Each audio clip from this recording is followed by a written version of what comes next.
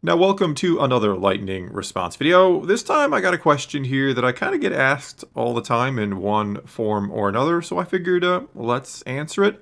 And this time the question comes to us from Pablo Gamber Omasson, who asked, "Hey Thor, if you don't want Star Wars to be under Disney, why are you faithfully paying Disney Plus and giving them views?" Okay, so first of all, we have to establish that pretty much the main reason I don't like Disney is, well, it's because of the way they've handled Star Wars since getting their hands on it a little over a decade ago now. You could argue this is kind of a cyclical problem, that the reason I don't like them handling Star Wars is because of the way they've handled Star Wars, and if they handled it better, that might change. Now, there are other things I, maybe don't love about Disney either, things I'm not really going to get into in this video. But it is mainly because, or come about because, of what they've done with Star Wars that I don't like them, or is why I wish they didn't own Star Wars.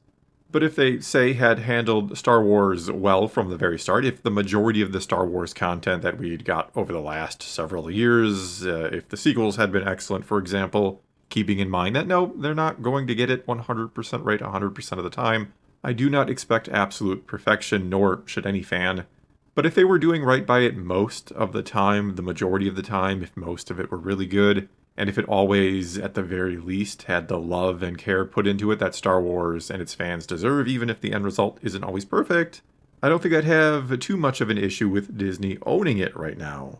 And no, I'm not saying that is what I would prefer, because yeah, I wish George Lucas had never sold to them, or anyone else for that matter. I wish Star Wars wasn't owned by any mega corporation. I wish Lucas would have figured out something else to do with it. To keep it as a privately owned company that didn't have all the shareholders at the end of the rainbow that they needed to make happy, because I want to foolishly believe, as someone who loves to create and to entertain, that being privately owned, and in the case of Lucasfilm, before they sold, being owned by the guy who started Star Wars, who came up with it all, that it does tend to lead to more of a priority on creativity and fan happiness over just pure profit, or a closer balance at least. Obviously, all companies, big and small, private or public, they need to and want to turn a profit in order to stay in business.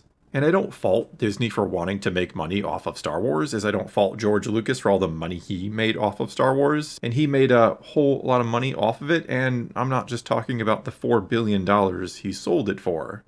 So, no, it's not exactly that I don't want Star Wars to be under Disney. I'd prefer it not to be under any company other than itself.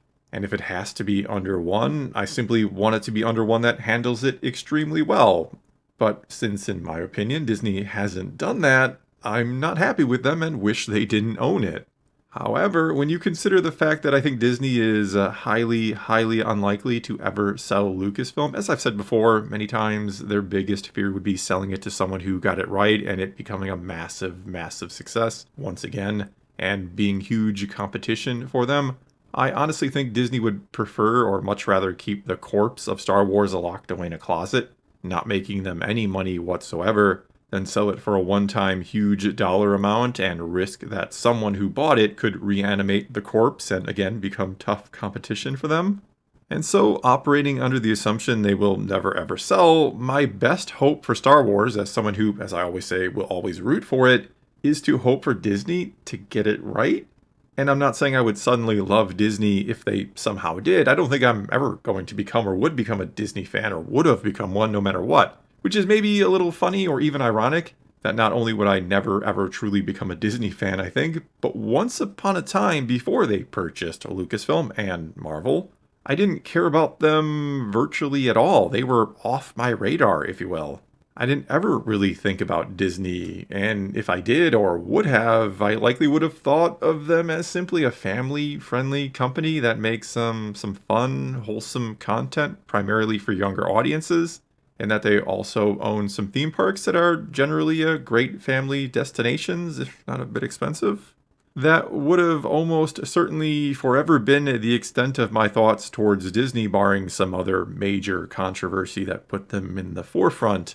Instead, because of, again, purchasing Lucasfilm and Marvel, they not only got on my radar, but have oftentimes, shall we say, been in my crosshairs, and in the crosshairs of others who also probably wouldn't have ever thought twice about them. But now I, at times, make videos that express my displeasure with Disney and their handling of Star Wars, and others also make videos that express their unhappiness with them, and sometimes they're a bit angrier about it than I am, shall we say. And to some extent, no doubt, they have turned, and I have turned, some away from Disney Star Wars forever. Even if my personal intent was never to do that exactly, but rather to just hold Disney accountable. And so, yeah, they get my $12 a month subscription fee, but ask yourself, how much have I potentially cost them? Though at the same time, how much have I made them too? There are shows like Skeleton Crew and Andor, which I have essentially promoted. And I'm sure some have even, resubscribed to Disney Plus based off my recommendation. So it is kind of a give and take thing. And kind of looking at this another way, I'd have to imagine Disney would probably be just fine with me unsubscribing to Disney Plus, not giving them my $12 a month essentially, if I never again made another video saying bad things about them or how terrible they sometimes handle Star Wars. I'm going to imagine my negative reviews have had, for better or worse, more impact than my positive ones have over the years. But as I've discussed before, part of the reason I do this is because Star Wars is extremely important to me and to a lot of other people, and I think we need honest and fair voices to indeed hold them accountable. And though I am certainly not perfect or always the fairest of them all, I do my best to tell you, again, just what I think, and to let you do with that information or my opinion what you will.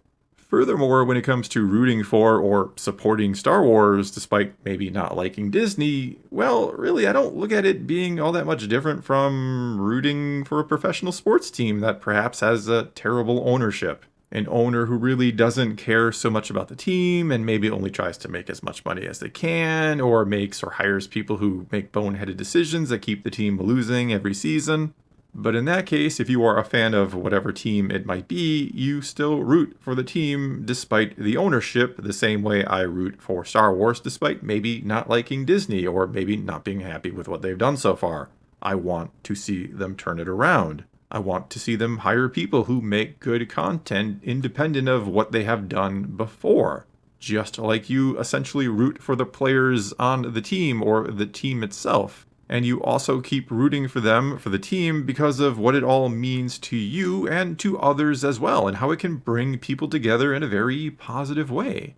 For example, and for better or worse, the very first thing me and my father ever bonded over when I was very young was Green Bay Packer football, and decades later we still get together to watch and talk some Packer football. And that all means so much to me, especially as my father gets older and the list of things we have in common, well, it never really grew too much beyond Packer football. He likes Star Wars, but he's not going to sit down and talk it like I do. Though that said, Star Wars has done something rather similar for me with other people. The reason I started this channel in the first place, many years ago now, was to just find some people to talk some Star Wars with, because no, I didn't really know anybody in my family or among my friends other than my girlfriend at the time, who is now my wife. None of them were really quite on the same level of fandom that I was. But I honestly never thought I'd have more than a few hundred subscribers to this channel, or that something or anything would come of this more than, again, hopefully finding a few cool people to just talk some Star Wars with. But actually, it turns out the first person I really started to talk to in the comments section of my videos, and he commented on virtually every video, and I would comment back, and then we would go back and forth who knows how many times, but he became a really good friend of mine just through the comments of my videos. And fast forward a few years, and I was traveling halfway across the country for the honor to attend his wedding. And he is not the only one I have gotten to know really, really well and become friends with because of doing this, because of, at the root or at the core, my love of Star Wars. Some I've gotten to know just in the comments, really. It's kind of crazy how many names I recognize when I read through my comments. Some names I've been seeing maybe for a couple weeks, some for a few months, others for years, and there are even a few that I recognize from the very beginning of my channel, which just kind of blows my mind. But I recognize all these names. I feel like I've come to know so many people, and again, it is because of Star Wars. And others I truly have gotten to know very well because they're in my Discord server, Or maybe they join my weekly voice chat there, and I literally get to talk with them, not just talk at them like I do in these videos. And I like to think, or I like to hope, they show up each and every week not because they get to talk to Thor Skywalker, whatever that is supposed to mean, but because they also consider me a friend. In other words, the question of why do I give money to Disney if I hate them is a bit more complicated than just why do I support a company I don't like. There are reasons that go well beyond just how I feel about them.